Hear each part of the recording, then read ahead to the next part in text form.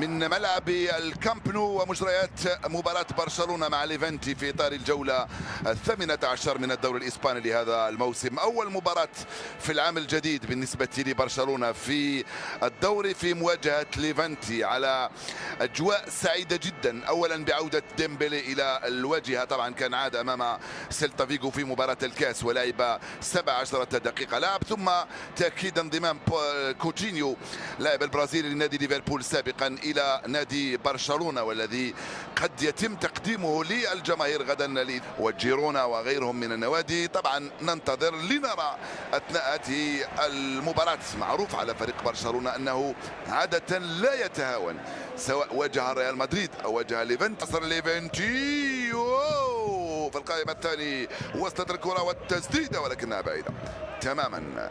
هذه الكرة التوزيعة الراسية والكرة في الركنية. قلت بأن ليو ميسي اللي مسجل 364 جول في مع تشيرانو ولويس سواريز. رائعة جدا هذه الكرة. لاعبو البارسا يطالبون بالركنية، الحكم قال ضربة مرمى. كرة كانت موزعة بشكل رائع جدا من ليو ميسي في اتجاه الجهة اليسرى لأنطونيو لونا. حاله مرة ثانية جوردي، الكرة خطيرة وسهلة مع إنيستا. يفضل جوردي ألبا وميسي، جول ميسي وجوردي ألبا وجول. يصل ليو ميسي إلى الرقم 365 جول. أفضل لاعب سجل هذا الكم من الأهداف مع فريق واحد، يفعلها ويلتحق بجيرد ميلر أسطورة البايرن والكرة الألمانية. يبحث عن ميسي، إنيستا خطيرة،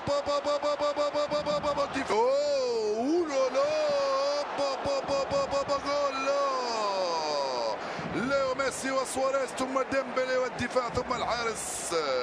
ضاعت كرة جول ثاني لبرشلونة في ظرف دقيقتين. ديمبلي ترجع من بواتينغ، أرضية خطيرة، كرة كانت صعبة وليرما كاد يعدل النتيجة لليفانتي من هجمة سريعة جدا.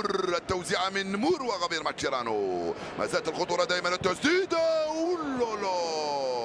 في الركنية. الكرة كانت من إيفي لوبيز، استلم كرة وسددها بيمناه، مرت على يمين الحارس.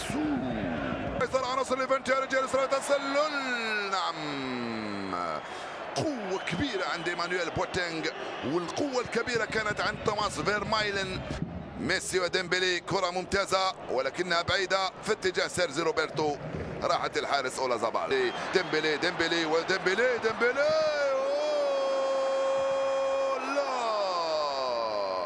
كرة من أروع ما يكون من ديمبلي، ولويس سواريز كاد يفعلها ويسجل جول ثاني لفريق برشلونة. رائعة جدا من عثمان ديمبلي، فتح لنفسه الطريق. ليو ميسي يلعب مباشرة للويس سواريز، خروج رائع للحارس، استناد عليه، صار جزء من منظومة لعب فريق. إنيستا لليو،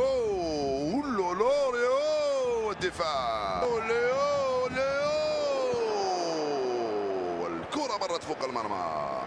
تسديدة قوية جدا كانت فيها القوة هذه المرة أكثر من الدقة. تارة تسديداته فيها الدقة والقوة، هذه المرة القوة كانت موجودة ولكن الدقة غايبة شوية.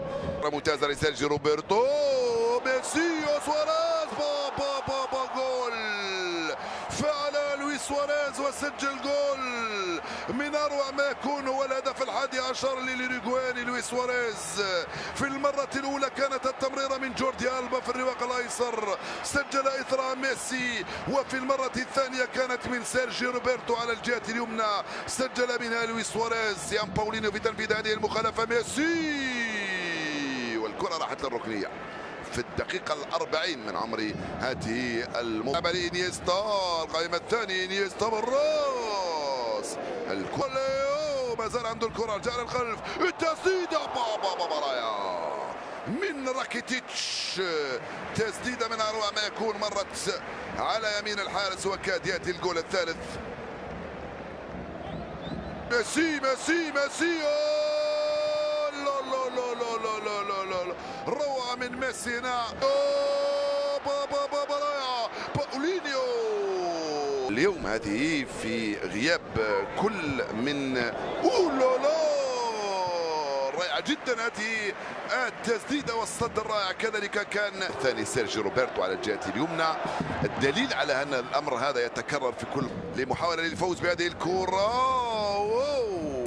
انيستا جوردي ألبا ميسي. جوردي لعبة ثلاثية هذه المرة. ذكروا معي ماذا قلت في كرة الجول الأول، كانت لعبة ثنائية بين ميسي وجوردي ألبا وجال ألبا وديمبلي وراكيتيش. ديمبلي والكرة بعيدة. حب يسجل ديمبلي كمدافع في بعد حين في تشازي في لوبيز التوزيعة ولا واحد. خطيرة الكرة هذه. محاولة التسديد. جول. ليس اللاعب مور هو الذي ضيع، وانما مارك اندري تير شتيغن هو الذي انقذ برشلونه من كره جول. انطلق مور في التوزيع الارضيه خطيره. وسيميدو سواريز الدفاع. يا سلام على لويس سواريز، مسجل 8 أهداف في 6 آخر مباريات. حاولت التسديد من بعيد. ليو ميسي وضربت في الجدار. رجعت جولدي رفيق جوميش. أندري جوميش.